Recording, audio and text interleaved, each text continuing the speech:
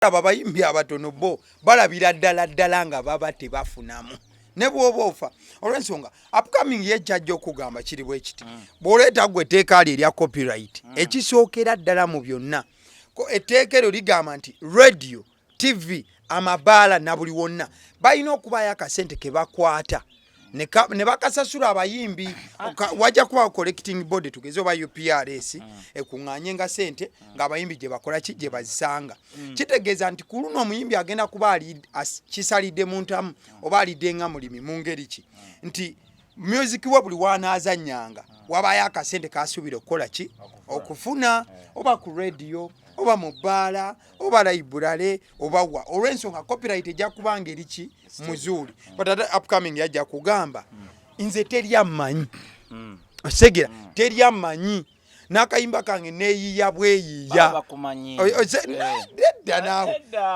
omanyi challenge y'ebintu ebimu waliwo kye bayita fear of the unknown oli abantu batya n'ebintu bye batamanyi omanyi how dangerous that is otya ekintu naye tokimanyi kati bw'otya ekintu ky'otamanyi tolaba kati eno emabega ekintu kiyinza okunyeenya wano gunoza mpologoma n'odduka emisinde ogenda okukyuka bw'oti ng'abaddeyo nkoko enoonya byakulya byayo oba otegeera bulungi kakati waliwo kye bayita fear of the unknown nti buli lwotya ekintu ky'otamanyi ofuna obuzibu obw'ekika ekyawaggulu lwaki olowooza nti bakumanyi anti kati upcoming ekyagamba upcoming gwe upcoming era kye ŋŋamba omuntu yenna ng'oli upcoming first basooka banoonyereze what is good copyright kuba copyright kikulu ate kinene kakati ate kigazi kati ekimu ku bitawaanya Uganda kwe kuba nti abantu baleeta ebigambo nga copyright twalinako TV wano twalina analog ne tuleeta ne new gondi digital nejja ng'omuntu bamugamba digital tugenda kukyusa digital n'akaana nagamba tikisoboka anti analog twabera TV za anti olwaleero buli muntu asasula TV yonna gy'ali ontegedde kuba baamala ne bakituka ng'etteeka ogwoba ne kadikoda naye abantu baamala ne bakitegeera ne bakipasivinga mu ngeri entuufu kati buli omu ne yeenoonya abali ku DSTV Premium kwe bali abali ku Compact Plus abazaamu ate nakwo kuliko emitendera egy'enjawulo buli omu ne yeezuula n'ategeera nekyayagala sobola kusasula ki ontegedde bulungi waliwo n'abasasula ennaku nawe nsasudde ennaku 2 nga tabeera waka kati nga nze zoyinza okunsasuza TV era nsasulira baana nze njobera esaawa 2 kwemu kitegeeza ki kitegeeza nti abantu balina first of all buli lwawuliranga ekintu ekipya wenna wooli soka otegeere kyeki bw'omala otegeera kyeki otandika okunoonyereza how do I benefit nga nze omanyi abantu baagala nnyo ebiguruupu nze sibikkiririza era sibyagala ekibinja era ffe n'omubuuza ffe yaani otegedde kubanga ffe we are upcoming gwe think about you gwe butya because kankubuulire music industry oba art industry sayagiyita music industry kubanga ekyo nakyo kizibu kiri awo era tujja kidiscussinga art industry nene nnyo waliwo abakubi b'ebifaananyi waliwo abazimbiddisi b'obutabo abawandiisi b'emizannyo kati waliwo abalala bemutamanyi nze gyengwa ate nayo ngwayo mu bagamers manyi nti mu Uganda mulimu abakola games yes. abategera IT. They make a lot of money. I don't want you to say we make a lot of money. They make a lot of money. Internet. Zotamanyi nako. Mungeri yabo and a lot of, I'm talking about millions in dollars. Ontegede bulungi? Exactly. Kakati. Naye challenge yakuba nti ebintu tetubimanyi. Upcoming olina okusooka okudesigninga style yo gwe bw'obanga ogamba mbu tebamanyi n'olwekyo TV tejja kunsasula gwe designinga we TV jerino kumanya. But how? Omanyi waliwo buzibumu. Njagala nga hiding kati upcoming yayinzo bakulaba. Agamuno musajja byayogerako takola ki? Tabitegera olw'ensonga. Upcoming bamuyita Zuki Mazuki. Kubanga Zuki Mazuki kati kakulaga Zuki Mazuki. Ali bugerere. Bamba kata. Kati babe kale bamba kata. Bamba kata yasazeewo. Naina no muyimbi kyali. Yasazeewo copyright weri. Ayagala oluyimba lwe lukubwe neteriyo ready erirwedde kuwa bamba kata sente. Wuliriza okuleka nga oluyimba lwo si lulungi ontegedde omanye ekikola TV content ate omanye ekikola TV yonna mu nsi yonna by the way mawulire ekyo kituufu ontegedde make your song to be a news. Mpuliriza kubanga buli TV erina programs the manager ontegedde buli TV etegeera eteeka okuba ne PD kati programs manager oba programs director at that level gwe leeta waakawo omulungi abasi ku TV nga mulungi ontegedde omuwe TV abagaa nti waakawuno mulezi oli akube mu luyimba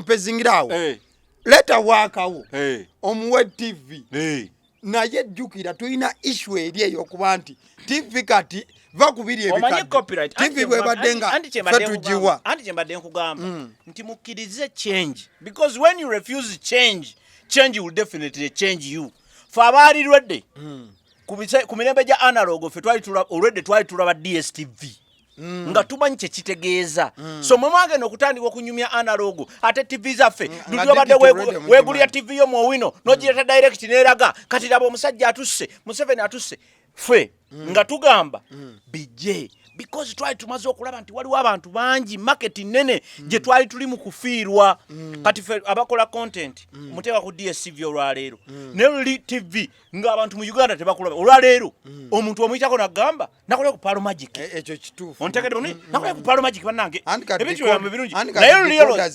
ontegedde bulungi naye ekyo kyava kuki nga kyava kuba nti abantu baamala ne bakkiriza ne bembracing ebintu ebimu bigenda kujja ate temugezaako nnyo kwagala kutegeera buli kintu si buli kintu kyogenda kukikola ki kukitegeera ebintu ebimu si bibi okutegeera you are just a consumer that's where the problem is but upcoming artists alina okubitegeera abyetaaga upcoming kyolina okukola si kutegeera copyright si kutegeera ki upcoming olina okukola bw'oba nga oli upcoming artist omukubi w'ebifaananyi concentrate ku kifaananyi kyo bw'oba nga kibeere kirungi bajja kukinoonya bw'oba nga oli upcoming oli comedian make your craft bajja kukunoonya bw'oba nga oli upcoming oli musician make good music bajja kukunoonya kakati bino ebyokutya nti kakati nze tebammanyi kakati nze bagenda kummanya batya when such things come the avenues pop up ontegedde bulungi emiwaatwa gyeggulawo kubanga bwe banaakwata zi TV eraga 24 hours tetukyagalawo TV ngedda lwe twabeeranga ne TV wali wayangawo Ninja Warriors kati ne wajjawo bunanka ne bwe buti bilayini bwe biti nga tukyalaba UBC kakati ebyo tebikyaliwo TV ekola 24 hours senga otunuulira obudde TV olulimba lwa dakiika satu senga otunuulira obudde TV ze butwala okukola ennyimba okukuba ennyimba okumalayo 24 hours there are many hours kitegeeza tugende mpola kitegeeza nti omuyimbi abayimbi emusic nga mulungi abayimbi bonna baba bajja kufuna ki space airplay bajja kugifuna kakati ekyo kijja natuyambako okufuna good music omanyi lwaki kubanga ati wano tufuna music ebyekisiru simply because oli agamba why do I waste my time okola music omulungi kubanga after all nfuna munki 1 2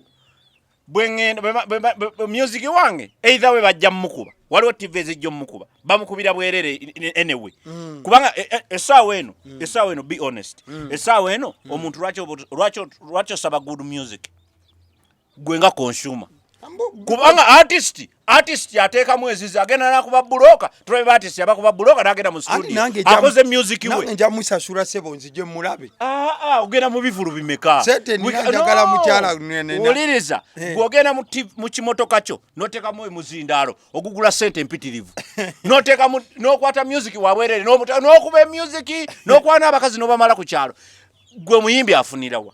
The idea is very simple. Abayimbi temutya. Nadala bapukami. Don't fear.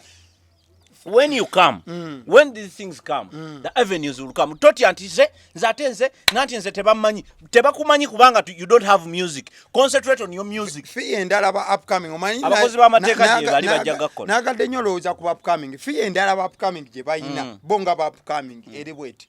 Nti TV ne radio kiriza gaana zigenda tuka zinoonye engeri gye zisalamu costs onfuna mu kageri bwe kati yo UPRS ejja kubeewuliriza bajja ziwuliriza no kakano nina kenjagala kunyonyola oba UPRS cause nawulidde nayo baagala gisabula baagala oba kweyiyiza babe ne zibode ez'enjawulo ezikuŋŋaanya ki sente kati bode joliko ejja kubeewo fine eyinza ebyo bya bode kati mulira gwekikola obuzaabuza abantu obuzaabuza abantu ebyo bya bode simanyi UPR so kasasiro nze nkugamba ekintu ekituufu kiri kimu tunulira copyright nenyini rights ono omuyimbi otegedde nyini kintu kubanga era problem wegenda kuva wagenda kubeera awa ate nawo tejja kuvaawo nze zinga yaffe nina content wange wenkola nkola games zange zisunjata zitambula biki copyright nzirina kuba nzitunda mu America zitojja kundaba wano ndi naye content ono waffe omulala ono gwe tukula waliroko nze nyini rights nze manyi gye ngenda era ekyo balina kireka nga kiri open nga bwolaba gundi nga bwolaba insurance nti gwosalawo n'ogamba kangende mugundi agala kumbulira bwomanyi ati wa Uganda nti gwatamanyi ku UPRS ku myaka gye tubadde wano nekyebadde ekola anti wuliriza lwaki tukayana kati why are we having these discussions ompanira UPRS why are we having these discussions sirimu wana UPRS anti kati gwe ngamba no kyemangamba nti oli mujiwana nti ojogerako essaawa eno tobyogerako ebyo bifu kati twogera kuki omantegede bulungi kunyini right tosobola kwogera ku UPRS ng'olwaleero wakyaliwo amaziga agafana bwe gati kubanga senga badde ekola tiwandibadde reason okubulira kigundi bamwadde Shiba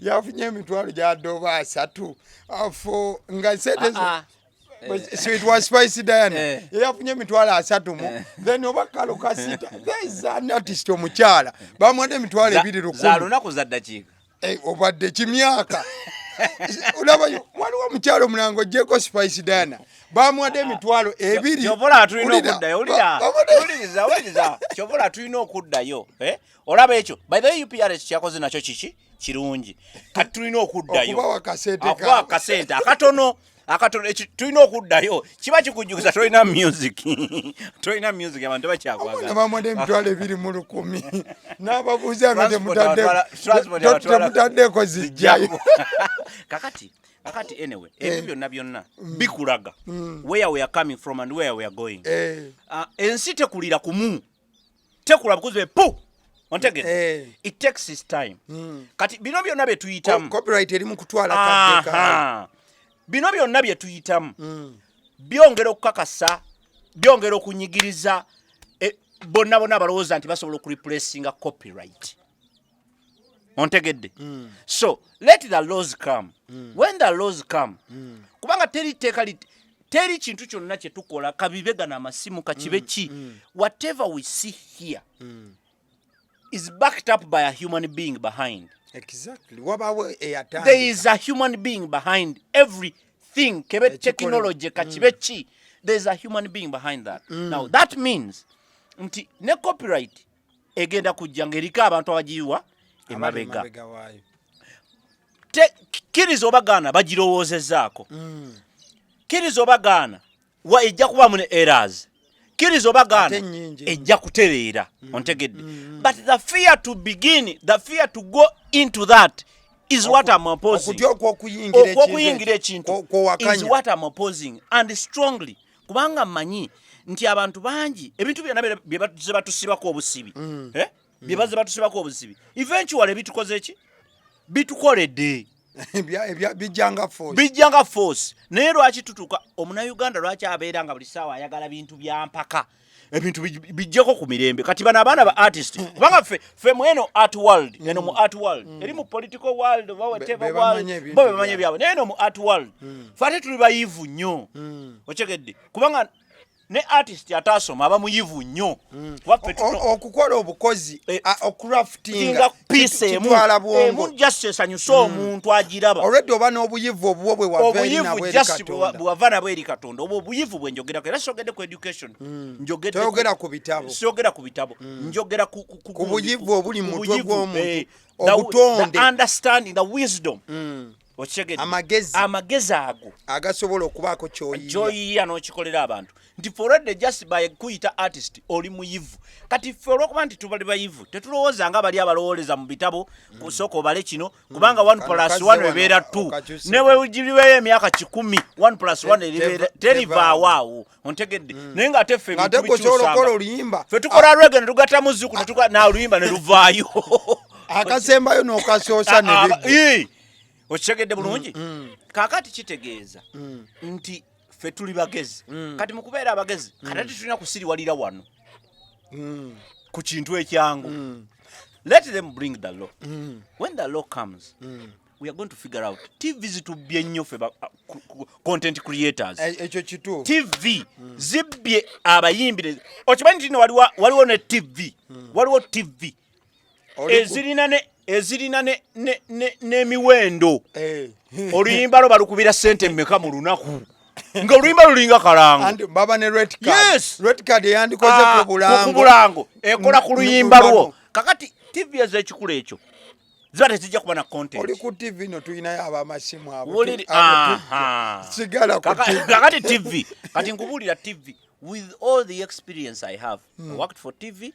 I have been in TV. You've been for TV. I have been for TV, so I know because that's where I put my content. So I have to be there and I have to research. Okuzinza ku research gwe nkoze. TV tesobola ku surviving ya a week sebbiri nga terina aba creators. Okujjako nga news channel. Kubanga jukira banaleeta copyright. Banaleeta copyright n'enywera. Ontegedde bulungi. Ebinajiria bigenda genda. Wetulaga tuba tugenda ku. Anti kati binajiria bijagenda kati TV zonna zikebere.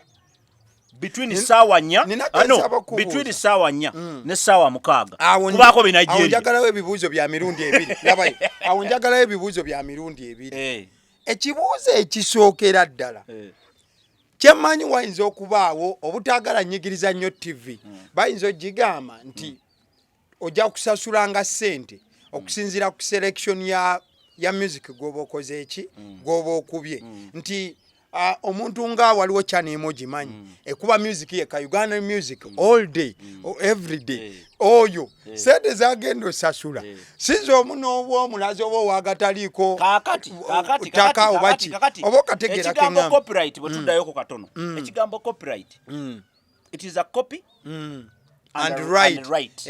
So if you have rights on your copy, for someone to copy my thing, they have ne music bajja muzanya ku bwerere. Era ba upcoming temutya music bajja ku TV zijja muzanya ku bwerere. Naye ata no ako kazibuzibu. Anti nkubuulira. Tugende because ekigambo kuleka temukitegeera. Ekigambo kiri copy right. Now ku copy yo gwayine teeka ku copy yo omuntu okujjaji kopeko ontegedde bulungi nze ngenda kwatamba we rights mbagambe kuba TV abato musunsuzi sabula oluyimba lwange nti tetulinawo sente akadde kano nti sabula ndobawadde emyezi ebiri bajja dduku ontegedde bw'olaba lukuteyo ng'efuuse hit bagambe kati nno mbadde nga akati tugiremuko oluyimba lwange ate waliwo TV yampadde ssente because that's olaba ne mu content muno mwetucreatingira content oli akugamba sooka otuwe episode 2 za bwerere ontegedde tuwe payiro no akugamba tuwe episode 10 real work tuwe season emu ya episode 12 tulabe reaction y'abalabi nga batunoonya ne sponsor. Kati ba sponsor bagenda kujja abaddala ku TV nga bajja ne ba sponsoring ennyimba z'omuyimbi okukubwa ennyimba ze ku TV. So abayimbi tebalina kutya, aba content creators tebalina kukola ki kutya. Bino bye mwogera mwe kati mwe muleeta samwa mulimbalimba abantu. Copyright bwe nejja. Government etuwambye. Bannaffe tuwedde. Nedda. Government ebeera ne expiry date. Gwe music otaba ne expiry date. Okimanyi gwe music oba omukubye. Taba ne expiry date. Gwe oyinza n'okufa naye nga yo waali. Oba ntegerekeka bulungi. Kitegeeza kati gwe totunuulira government na reaction zaayo na biki byayo. Look at yourself. Nze na government fenga muzinga anyway always tubade tujjukiza abantu kwetunuulira gwe ng'omuntu gwe wekka totunuulira kola self evaluation exactly ku you okwekebera kati byakugamba mbuno bane kati atefa abatamanyiddwa ntandika butandisi kuyimba kati zengenda kola ntya in fact abo bagenda kuba bayitaagibwa nnyo manyi lwaki bagenda kuba beetaagibwa kubanga bano bakamiliyoni bajja kubeera very expensive okuba music waabwe kakati bano ba upcoming yajja kuba oluyimba lwalo leeta agambe anze munkube rights azibawadde si copyright eyo rights azibawadde bagambe mukuba oluyimba lwange nze temukola ki nze sibaliyo law in fact ebintu bijasiraga bwe biri abamu bajja nakukwata sente bazisasule bagambe nti nze temunsasula nze gamba weeyo kubanga that is what we call investment when you invest because ng'okola oluyimba mu nsi eyaddala kuba n'abazungu balina copyrights tokimanyi nkimanyi goza ba Abilekele teba promoting nga nyimba zaabwe abazungu balina copyright ate copyright kati osobola kujja Africa bwe tuba twogera copyright osobola n'okwogera ku Africa ontegedde bulungi kakati mu mbeera bwetyo kitegeeza nti bye tutya tebiriiwo we are fearing a chicken and replacing it with a wild gundi oba ekisolo kinene ennyo ekikambwe ennyo no we are fearing nothing. Njagala nga tuvudde ku nsi yakati oba obudde buno bwe tuliko in fact ne lwe nali njogera naawe luli namanya nti maybe tuli kizabuza kozi tetwafuna budde bwakyo njagala tudde ku copyright tuve kati myaka gino gye tuli mu mbu kimanya 2010 paka kati 2010 na mmeka no njagala ku copyright eya 1990 paka 2003 copyright njogera ku cassette njagala omuntu ekifaananyi ekya copyright kuba copyright yaseerera neeva mu mikono tukirize tugaane copyright ya Uganda luliwe nagamba yaseerera neeva mu mikono gya yaseerera weeri abantu bagala gikozesa uliriza bwe twali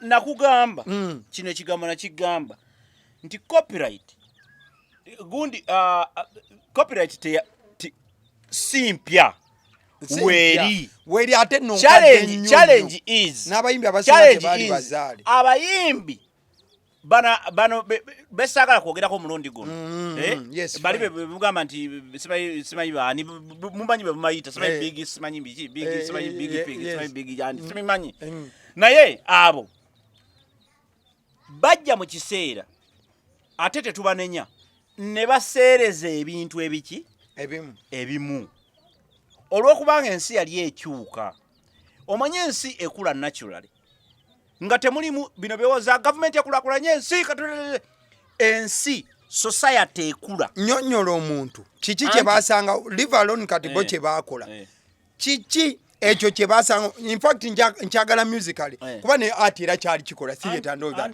njagala tunnyonnyole kiki kye basangawo nga tonayogera kumenya mukyenda egyo n'emyaka gye twakuliramu egyo mukyenda omwo twalinawo bewandiise ba distributors ba distributors abantu abasaasaanyanga music kakati nga distributor oyo wano asooka n'abeera authentic ontegedde n'aba n'authenticity okusaasanya music wo n'afuna okuyisibwamu okwaddala okukakasibwa kakati gwe wayimbanga olw'okubanga ebiseera ebyo wabangawo ebiduula byabangawo naye nga si bingi ababipromoting nabo nga si bangi abantu abenjawulo nga abantu bangi nga abantu bangi bali busy nga balina ekyokukola so kati nga professional oli bajja ku music ontegedde nga music si wakweyiya kwegamba kakati abantu nga bakasiwukira gye bakolera by the way kati bantu kibe twalina ebiseera byo kati abantu boyogeddeko osobola okumenyayo ko amanya nga 4-5 ag'abantu bogamba nti be baali ba distributing kati akasiwukira ani omulala boyinza okubanga ojjukirako nti bano sijjukira nina abantu kasiwukira was one of them but I need to check well nina omuntu gwe nawulira bogerako nti baali bamuto ba Uncle Dick naye abo nabo baalimu naye ngamba waliwo abantu abaaliwo awo waliwo n'ebitongole byaliwo nga beba distributing a music but kasiwukira stood out yasinga okuba wakabi stood out because he crossed ekyamu ibiriza okubeera ye ya crossinga mbamanyi we bali abantu abamu sibamanyi naye mbamanyi manyi nti waliwo abantu ab'ekikula ekyo then kasiwukira stood out simply because he lived a test of time yabawe ebbanga ddene yakulosinga kubanga kasiwukira yagulako ne ku nnyimba z'abakamiliyoni oba ontegede bulungi kasiwukira ye yasooka okugulira gundi taxi ogula sente namuwa sente za taxi balyoke bave wakatolo bwamanno gundi Geoffrey Lutaaya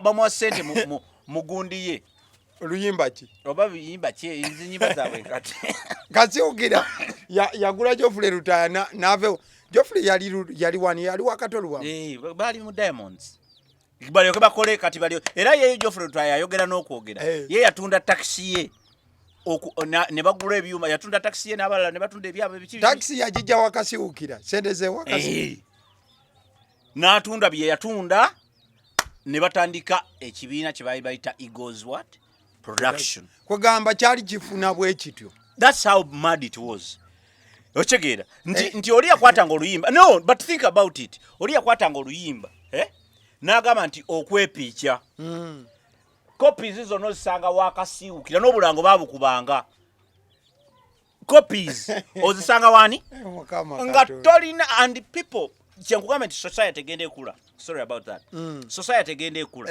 nti society bwegenda ekula society bwegenda ekula waliwo ebintu ebikyuka automatically luli abantu balina da authenticity mubo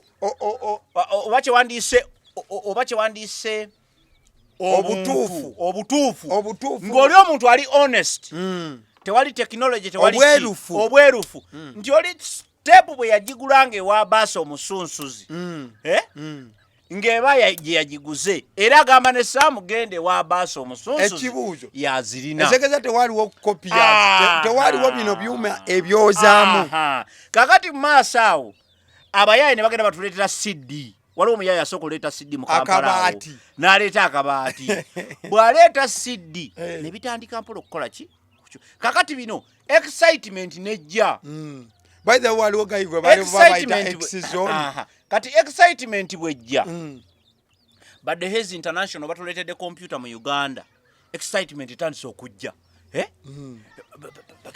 kati jjukira oli kasiwukira nejja yakubiranga buteepu bwe temwakola ki temwamanyangayo kakati excitement ezze nti waliwo computer abasajja teepu ezo bazitwalanga Kenya buje bazikubiranga bunga maboksi gajjanga maboksi oba sina beni yali anyuma ekibuga teboksi zajjanga buzi kakati music atuuka wano omukyala bamuyita kopiyo Madina waliwo omukyala sima bamuyita Madina nvuddeyo ebuziizi one time ayinakyo gye yali akyazidwako n'agamba nti bakuba oluyimba kati ne bakuba obupapula mbu abantu bagula CD nnyo teepu mbu ne zigwawo amabokisi gonna ne basigazawo obupapula mbu obupapula okuli ekifaananyi oba ntegedde bulungi that is how mad it was mad kakati olwokuba nti abantu balina obuntu tewannaba kubawo tekinologi mungi na biki nga ddala osobola okutambula ekkubo nga teri asala mu waka wa teri ng'onoobisalira wa kati Dehezi bwe yaleeta computers ne ziyingira kati computer nezifuuka nzibu kati computer abayaya baaliwo abagezi ne baziyingira bwe baziyingira laba omuyayi omulala naleeta CD ne tuva kati ku kaseti nemudda ku CD netudda ku CD kambuuze CD bwejja waliwo ko abantu abatunda ku CD kani nga ogamba nti batunda nga tape waliwo ku bantu abatunda CD nti CD yabeerako emitwalo ebiri nkuddiremu ate nakati nno yazzeeyo omanyi lwaki yazzeeyo software yakaddiyo webyo kakati okufuna kati kankubulira okunoonya CD eya music bw'oba tolina mutwalo tosobola gifuna nkuddiremu bw'oba onoonya CD eriko music nzibu yakulaba kati kizibu kambuuze kuba kyembadde mbuuza nti edda batundanga tape kati kwabo ba distributor boyogerako waliwoko omuntu eyatunda ku tape nti yatunda ku CD nti atandise zikuba kumukumu ati natunda waliwo ko omuntu gojjukira nti yatundako ku CD edda kati tombuuza bintu byakulowoozesa bantu nti ndi mukadde siri mukadde nti nage naye ebintu ebimu nabirabako okyegedde kubanze tepu kuba nabeerako ne ketwayitanga kawo Walkman gye twateekanga wano ngambi ng'agirina toba wa bulijjo era nze nagirinako in fact nakaddi yange nga 3 mwali bagagge twazigula mwalyanga ku nnyama ne muutane twazigulako nazigulako actually personally najigulako Walkman kakati naye teyabeeranga expensive lwakuba nti abantu abamu tebabuukanga mangu tebyali expensive. So that time you want to tell me wayinza okubanga tewaliwo batunda ku CD bazitunda naye little did they know kyekikukikyangwa excitement little did they know that what they are selling out something very big. Bali batunda obugagga bwabwe kati abantu ne batandika okuyiga nti osobola okukwata kompyuta noteka CD wansi nokoloti nekuba negiza kuno nokoloti ekyo tebasooka kikola kimanya kibuuka oba bakibuuka nga tebamanyi nti abantu bali bageze okutuuka ku eyo nekibuuka nekivaayo kati naye n'ekirala on the sides of the musicians sanga musician baalwana kati awo ndi ku side y'abantu ne society ne bodda ku side y'aba musicians sanga ne ba musicians baali honest to themselves singa bali beerufu gye bandibadde basobola okimaintaininga naye Chameleone bwakuba ennyimba yakuba ndowooza gundi eyasooka album jukira bali abasajja abeemabega bagundi ba Eri Wamala Paulo Kafeero bakubanga albums it was always a chapter bakubanga ennyimba zizo nga bakuba ennyimba eziwera omulundi gumu ne bazitunda Lucky Dube style bakubanga chapter nti back to my roots n'ateekamu ennyimba nga abiri n'agamba nti kati nkubye gundi nkubye exile n'agiteka ennyimba endala n'agamba kati nkubye ngenda kuba laavu n'agataka ennyimba n'ayiwako ennyimba endala kakati nga kye batunda ekyo kati obwo budde ne bufa abayimbi ne batabeera honest to themselves omululu gwabayingira kakati ba Chameleone be bajja Chameleone naddala yatandika ebyo ebintu ebyokuba atunze n'atandika okugamba nti n'atandika ate okukuba music nga yaguziza omuntu ate n'asigaza rights n'atandika okukuba music oyo ng'akola n'ebivulu oli nekimuyisa bubi omuguzi omuguzi ye aba akyalyoke kubanga opromotinga ennyimba kasita tozitunda kakati challenge weeva bwe beekyanga be batyo nabano batandika okugamba nti nedda kankuba ennyimba zaabwe kati ne batandika okugamba baluyimba olu n'akola sho ate kate bakugula teryagula kuba saalubaamu akuba oluyimba olu n'akuba sho okusinziira ku bantu era awo wava embeera gy'olaba kati nti oli waakuba oluyimba okwepiica n'ategeka sho oli n'akuba oluyimba nti omuntu akuba singo n'abayita n'ategeka sho ng'ennyimba endala zonna nkadde kwa kusinzira ku kali gwe nawe consumer final consumer tosobola kukwata mutwalo n'ogula tepo oba tepo ngeriko okwepicha ngeriko oluyimba olu okwepicha ekira kyempulira ku bantu aba baluddewo abakuwa music abakadonka mu buli womuli ayogera agamba nti edda kyalinga kitta n'okuzira kizira okubeera ne tepo ngeriko abayimbi nga mukaaga unless nga baali bakibiina obwo bubbi kati obwo bubbi bujja kati nti omwana bwe yakwata DVD oba gundi CD n'agikuba n'ateekako lwaka miliyoni kubanga tasobola kuguza mu luyimba lumu n'akuteekako nyimba n'ateekako lwa semiti twala tugende n'akakwata n'agamba kano kentunda kati n'ateekako bifaananyi by'abayimbi Ugandan hits kakati n'ogamba kati awo n'owuliramu amaanyi agagamba jimpe ndabako wano kubanga kuzobeerako abayimbi 20 nenga olinako ababo bana nogamba kanjitwale naskipinga kanjitwale. So and that is where the whole message started. Kakati we kyatandikirawo nekiyingiramu ebintu bingi nekiyingiramu ba Abitex ontegedde abategesi b'ebivu ontegedde bulungi kati bone they replaced now the selling of CDs nti akwata kati mu kifo ky'okukwata sente wakulaba oliko yokyanga mu kifo ky'okukwata sente azikuwa gamengu ze rights nze ngendo okutunda DVD kati akwata miliyoni 2 n'agamba nti kwata kankutegeke ompulire nze nja kubeera ku mulyango gweyimba ebirala bikole ki bindekere yimba osirike kati nabyo nebijja mu science nti bakamiliyoni batandika okulingiza mu bibanda ne bagamba wampadde miliyoni meka nti 2 nti aba abantu okungeza naga nti era miliyoni alina obusitayire bw'okusooka olingizaayo ayinza obutabiyimbayo nagamba nyongerayo 3 alingiza nagamba Abitex mwana Abitex nedda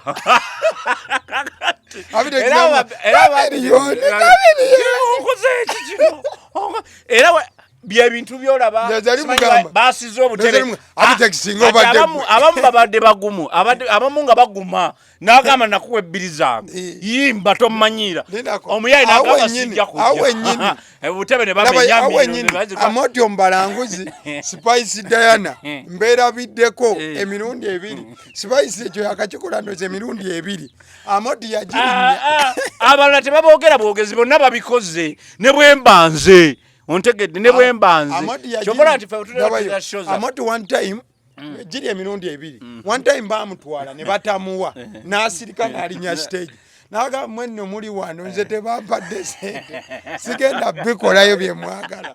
Away from that olunaku olulala Amoti yawulira bano abeetimbisa abantu nga tewamugambye ye Amoti yalaba posta ko ye ize gwe baleke Amoti kye yakola nga ajja ku show nga kuma mutegesi abadde tamusubira yeye yagadde kuŋŋaanya akole ki Amoti n'alinya stage naga mwazze kulaba nitegwe naga tebannampa sente azirete omusajja teyamuzze ebbali n'amuwa sente kati ebyo byonna obiraba biveewa mu integrity nti abayaye bayingira balaba music ngera kati bwe kiri balaba music first of all bagenda bakizula mpona nti music yali mu sente bweziti kubanjukira abasajja bamasagazi bakubanga music wakuki kugundi budget kukono kamu naye bakubanga music wabwe wakunyumirwa ontegedde eyo tebali nnyo mu business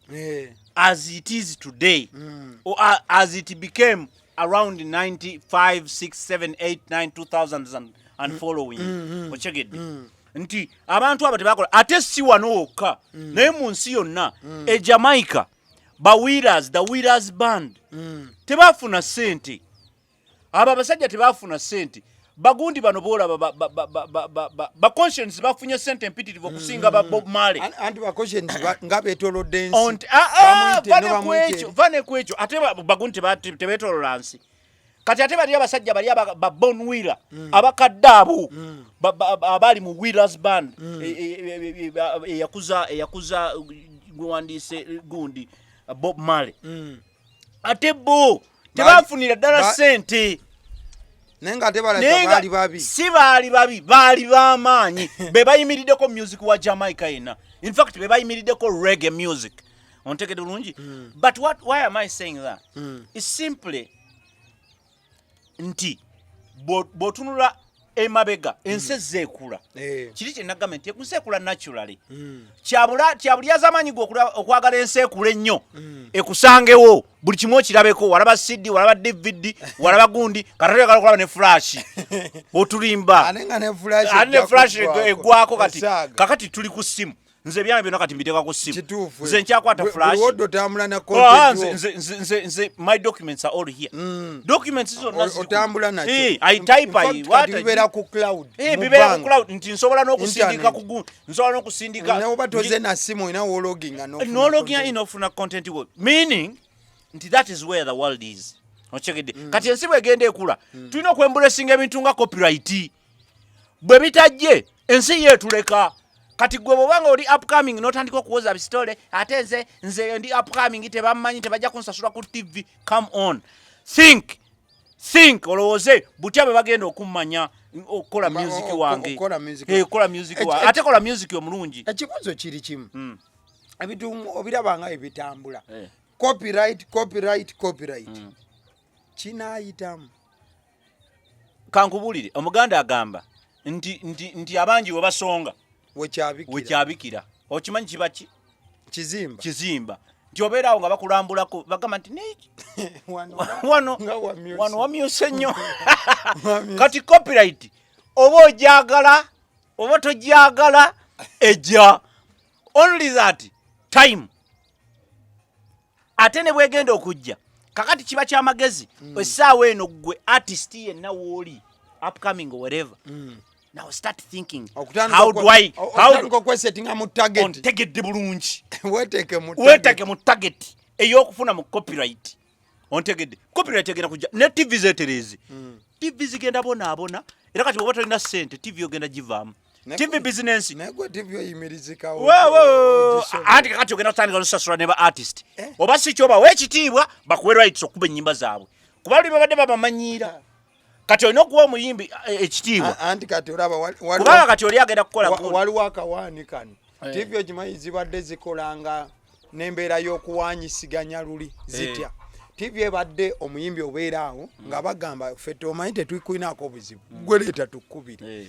naye bwe tukolera ekivulu kyaffe ojja mangu totumanyiira ebyo byonna bya buntu era bijja kusigalawo ontegedde bulungi ebyo bya buntu kiringanga kati gwe Abbas bwe mbaako kyekkoledde naawe in return obaako kyonziriza exactly era bino ensi egenda kusigalanga bweri kubanze ngambe nensi tekyuka bantu bebakola ki bebakyuka kakati ebyo bijja kusigalawo era gwokolagana naye ojja kukolagana naye gwotakolagana naye tojja kukolagana naye era ennyimba ezimu ku TV ezimu mugenda kuzeerabira tezijja kubaako nga bw'oba oyagala kamiliyoni waliwo gy'omusanga bw'oba oyagala bebekulu waliwo gy'omusanga bw'oba oyagala omusanga ku Facebook abala we have Facebook mulina omukisa ogwo nti ate kati n'ekintu weekiri kati oŋŋamba otya gwe upcoming otya in fact upcoming gwe wandibadde osinga okwagala copyright kubanga gwe teri akumanyi ne mw'onootegeka ekivulo era tewali agenda kujja tewali kati why you crying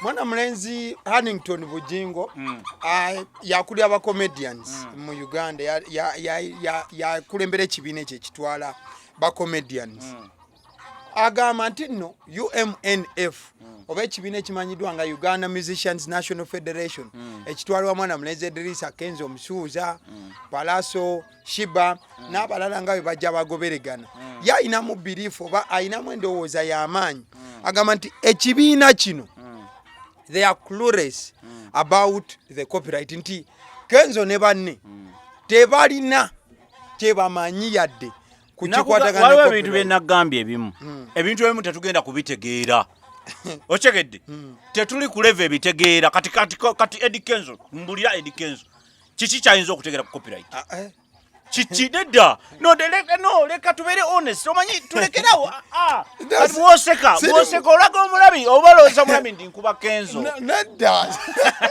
mwagala nnyo kyekugamba kyengezako kugamba is tetulina kutegeera statement gy'okoze talina kubitegeera olaba nange sibitegeera talina kubitegeera gwaloza Museveni okutufuga yasinga okutegeera.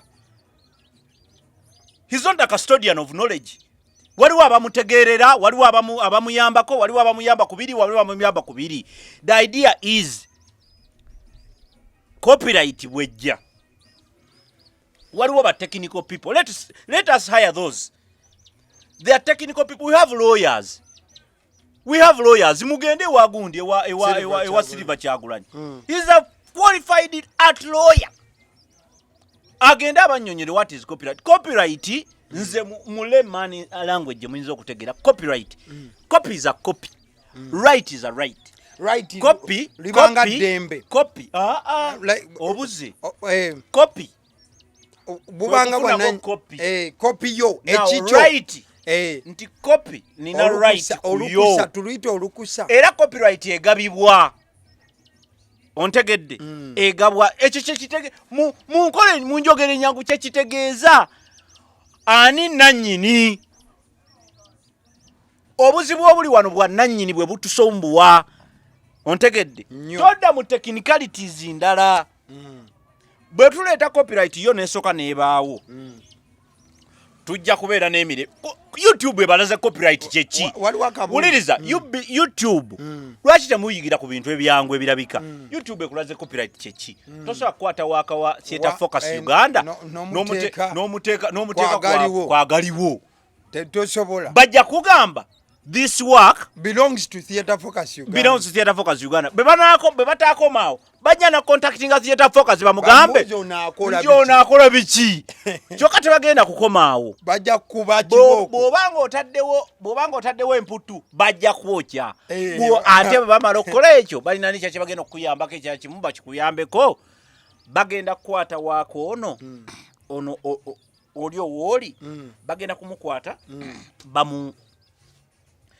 bakwate wako bankiyite ntya naye wakawo owoli bagenda mujja ku bizinensi ontegedde ne bana bamulesa alwaninge tebagenda musasulira in fact olumu sente zisala sente bazicanolinga ontegedde bulungi ne bazisa ku baga ya kakati lwaki tumukozesa technicalities ennyingi ffe tetuli bazungu tuli bana Uganda, tuli basoga, tuli bakiga, tuli banyankole, tuli baganda, tetulina tetumanyi copyright kyekyo kyetegeeza bannange temudda muyu waliwo okutya okulala olaba copyright eno wejja ekigambo ky'okutya okiraba kyekimu ku bigambo byensinga obutayagala waliwo embeera endala nti copyright webanga essense kati otyaki ekintu kyotamanyi lwaki okitya anti olaba kati buli we bakusomera ku buwaayi n'obuwulira gwe stakeholder akyali oba awulira nti you are a little bit inferior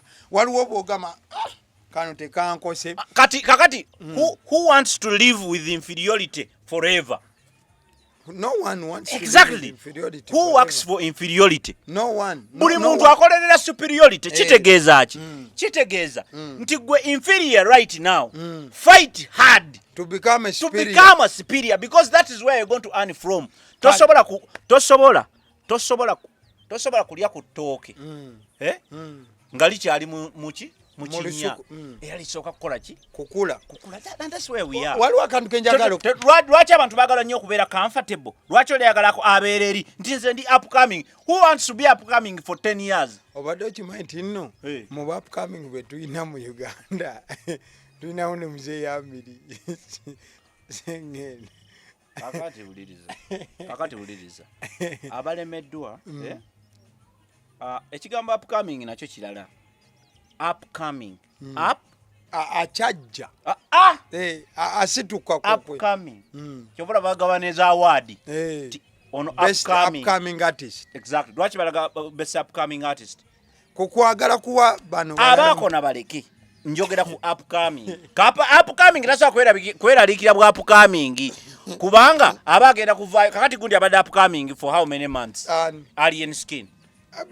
alien skin alayo katabangako na upcoming yaliko olowooza gwolowooza kati abantu balina kukozesa kakodyo ali kyetegeeza yoolwa kuba eddenja teyagitya ne tumusitula yaliko upcoming gwamumanyira ku ddenja gwomanyi nyimba ze yakakuba okimanyi nti enyimba ezimu akomyawo nkomye era abayimbi abasinga webakola okimanyi nti abantu bangi babeera ba upcoming naye nga ddala waliwo akabonero akalaga nti upcoming waliwo n'abantu abayimbamu obuyimbi n'ayimbayo n'akita olowooza tewaabeewoko ku nkola yagalagana copyright bwejja amabaala luli gabadde gasoloozebwa but ku luno natti egenda kumiimamuko bwe kiba nga kiteereddwa mu nkola library zibadde zisoloozebwa naye ku luno natti egenda kukola ki kumyumyulwamu omulala n'abuuza what is a library tutegezeza ffe ebyaffe byetwamanyira movie library mwetaaga kukwata bukwasi ebyo tebiriwo in fact those are pseudo jobs they don't exist zirina okuvaawo buvi they are not there ongamba otya muze nina library library ki okolerayo lisaaki oba okwata CD n'ogigira mbu ekigambo library kinene nja kutwalako mu library kintu kirala nnyo kati kyekusiba kiri bwe kiti obadde onyuma nti gwe library gy'olowooza eyo ndala n'omulabi gyala agimanyi era wenjogedde nze n'omulabi ffe tumanyi library muli babuduuka bwaki buduuka bwa CD kali nze nvudde ku buduuka bwa CD obadde okimanyi nti nno amabaala tuyinawo embeera nti weganalaba kati abakwatibwe okunyunyu teri kuba luyimba lwa mwana Munnayuganda nkubuulidde nkugamba ekigambo copyright kyekitegeeza copyright is simply a copy and the rights who has the rights to the copy ontegedde bulungi nnyo gy'oyagala music oja gy'obeera gy'otamwagala tajja baayo simple. How you want to earn is you will earn according to how much you put out and how good you, what the product. Sinagenda ku nsonga ejja tuddiriza wali wetugenda okumaliriza. Tewaliwo mbeera nti nno kino kibuzo ky'amaanyi. Tewali mbeera nti nno ogenda kudda mulete ogenda kugira kikole bukozi amatu omulabi tuyina kikole bukozi genda nawe vaa wao twagala lusani tuli wantu saba lusani lwa mputa omayo yakala okulya emputa musajja omusajja yagala nnyo emputa atunda mputa atabuuza ndindetechi kakati muyaye kale lete nyama kali mane kyakugamba nti tuyinawo embeera oluwooza tetugenda otuuka ekiseera amabaala gagamba omanyi Abannayuganda kati Tategeela baagala akaseete kaabwe kankube Rema Omunigeria kankube Burna Boy Omunigeria kankube Omale abatagenda kunsaba ssente ebyo wuliriza ebyo byekisirusiru obiraba ebyo byekisirusiru in fact mwe mu creating a fear mu bantu no wuliriza lwaki zembera ku ground ati kutubera atenze embeera wa mbeera mu banga nange embeera ku ground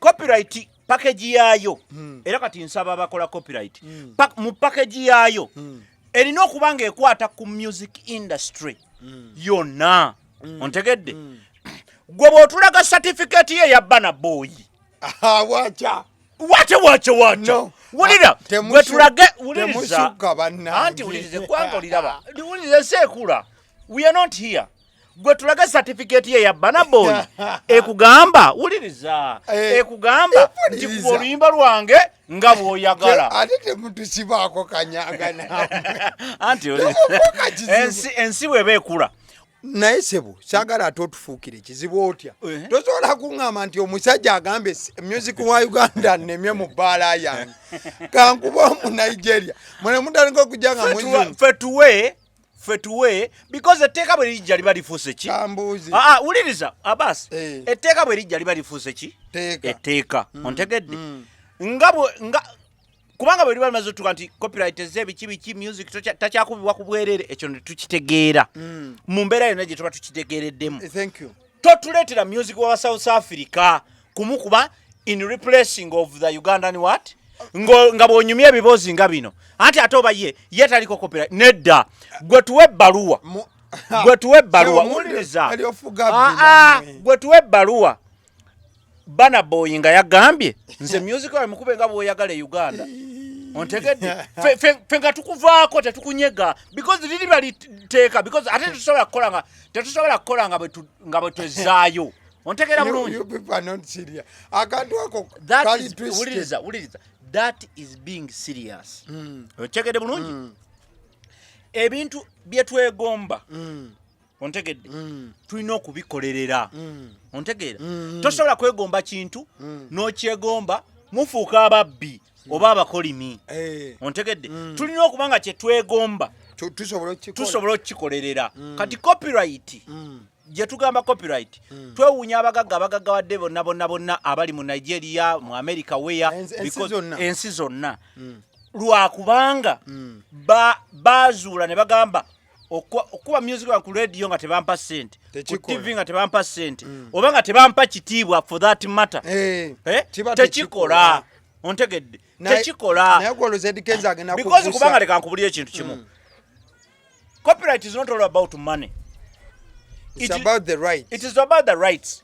Nti gwoyinza obutampa sente TV oluyimba lwange n'olusabula ne babaawo program eyagala oddukozesa ate yo nempa sente kubanga ye erina funding oba ntegeera bulungi. So it is really not simply that but it is about understanding both sides. Kubona omwana ntunulira omwana akuba buloka n'agenda mu studio n'akuba oluyimba n'aluleeta gwe n'oluteeka ku TV yo n'olukola kati saka ngunyumize ku kintu kya TV naye nga sinakutwala eyo kansooke nkumalize ensonga ya Eddy Kenzo kuba mbadde nkubuuza nti Eddy Kenzo gw'osuubira anaggusa copyright. Eddy Kenzo talina kugusa copyright si alina ogiggusa anti ayagala gispear headinga kati ye Eddy Kenzo talina era ekizibu ky'abantu baffe wano kubulwa kumanya na kutegeera bintu ebimu tetulina we are not custodians of knowledge.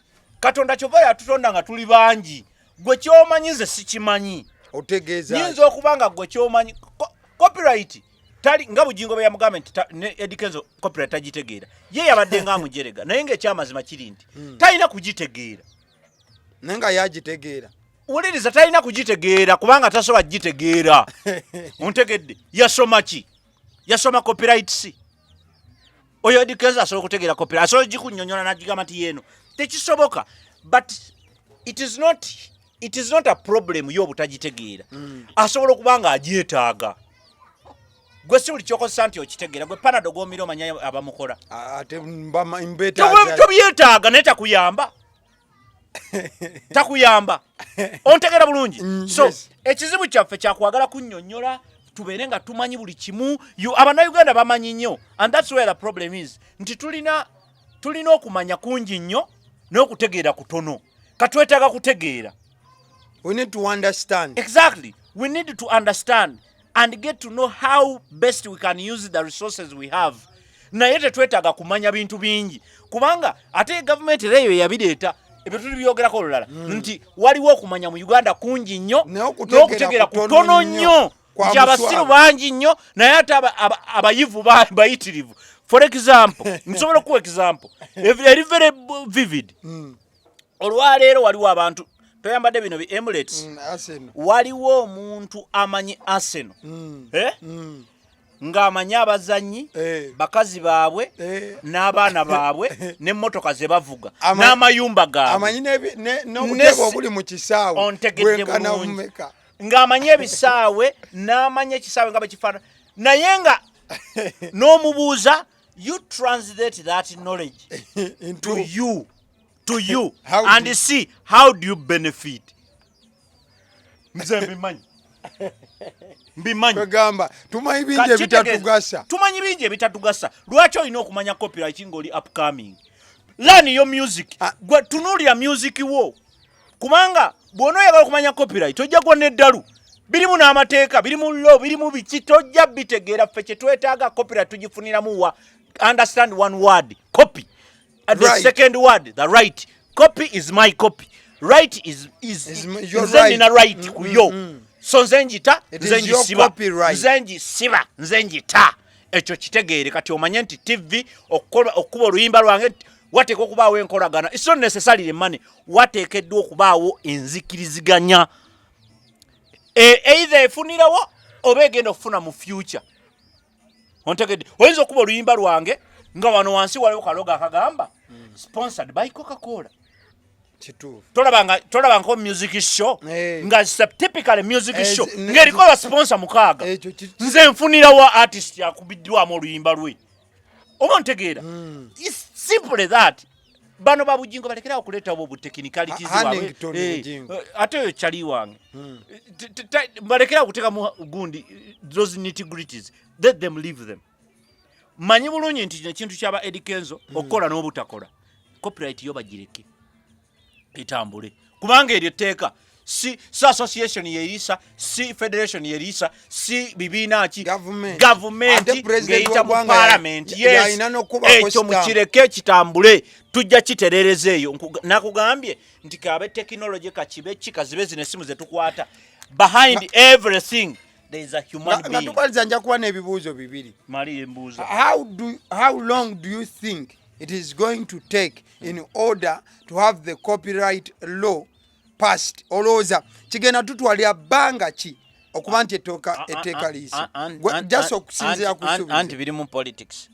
Kati ekintu kyonna ekiri mu politics kirina okuba ne political gains. Kiyinza okuba ne A versus B. Birimu embeera ya A versus B. A versus B. Nti ono asikaze eno. Who is benefiting? Tulina okwebuuza who is benefiting. Lino etteeka bwe libeerawo copyright law, who is benefiting directly and indirectly. Kati ekintu kyonna nga kiri mu politics because lino tteeka ochegedde lino tteeka lya ggwanga lyonna si lya Kampala, si lya Eddy Kenzo, si lya abayimbi ba Central, si lya abayimbi ba Central, si lya bannakatemba ba Central. Kakitegeeza nti tulina okutandika okulowooleza in that broader perspective, and that's how you can know when and how. But the one thing I can assure you, lijja kuyita today or tomorrow or the other day, lijja kola ki? Lijja kuyita. Naye bwe liyita tuliwagire kuyita, bwe limala okuyita tutandikiraawo. Abantu abamu batya ebintu naye kibi nnyo okutya ekintu ky'otamanyi. Ekyo kituufu. Enkubuulira lastly point yaffe esemberayo ddala. Don't you think kino nkibuuza kusinziira ku ntalo ezibadde zitambula ennaku ezo. Don't you think artists need to be taught about the whole copyright thing? Tolowooza nti abayimbi beetaaga okuba nga bw'ojjukira baleeta UR enegamba nti sensitizing abayimbi ne bapromota b'ebivulu ku ssente ze basasula ez'omusolo. Tolowooza nti nno twetaaga oba kozi tulina copyright bayigiriza tuli bajangiri otusomesa ki leero bajja kujja enkya bakuvume baveeko. The idea is simple. Ate bajja okulajana tuleeta wuliriza balajane. Is it about the artist? Uganda limba artist boka tulina muno abantu abalala balajane artist tobasobola kubanga ffe emitwe gyaffe tegirowooleza wamu. Essaawa eno nvudde wano njogedde byenjogedde ngenda tambula ngende enkola ebyange ebirala. Oyinza okunsanga olulala enkya ne nkugamba nti tomumanyiira. Tomumanyiire sibimanyi. Otegedde. Those are the artists. Mukubwa nnyo. Sikubwa. Obwongo bwaffe buli tuned. Kati artists bonna abakyali waffe ensereko. Olwaleero ali mu byakuno, enkya ali mu gundi, luli ali mu kino. Tatuula obwongo bwe tebutuula. Tamuganya kutuulako wamu. Ayagala kikwe. Ayinza okulaba ebikokezo nasobandaga sobola okukola show nga yankoko zokka ate n'agikolera neeyitawo. Ontegeera bulungi. Omwana w'olusani yawuya zendoza tuve buvi wano. Kale mwebale nnyo bannange tubeerawo ebbanga lyonna nga tugenda maaso okubanga atukwasaganya n'omusajja ono. Omusajja ono muli bakabi naye abantu balina okutegeera nti we are not custodians of knowledge. Otegedde tetuli bagezi nnyo naye tuli just concerned about our society. Otegeera byonna bigenda maaso bingi ebikwatako naye notakkiriza kusirika. Byonna bigenda maaso bitukwatako buli omu oli. Ontegeera bulungi kubanga eno Uganda yaffe teriko nyiniyo muki mulala okitegedde bulungi so buli omanyi Martin oba yali mdoza Martin Luther yagamba nti abantu ekyonoonye ensi be bantu abategeera nga basirise abasiru nga beegiriisa nga bagenda maaso n'okuba nti beegiriisa ng'ekigotta entula kubanga oddira omuntu abantu bangi batuwambye naye ogenda omutunira nga alright kale tweyanza nnyo Agaliwo ye YouTube channel kwe mubeera buli kadde mukwano gwange ate abantu bagambe banoonye ku Zinga yaffe bale ku content owakabi omukulu ono amanyiddwa nga Zinga asize Zinga yaffe Zinga yaffe kyekitongole kyenkola ki kyenkolera nze mpomerwa nnyo kuyita Zinga onkoze bulungi nnyo naye njagala nnyo abantu bategeere nti ekyo nakyo kitongole ekirina ne YouTube channel kikola emirimu egy'enjawulo mu communities omukulu ono bamuyita Zinga yaffe awo osobola ogenda noonoonyako ku Zinga yaffe ZINGA then nolekawo ebbanga atolekawo otwala butwa Zinga yaffe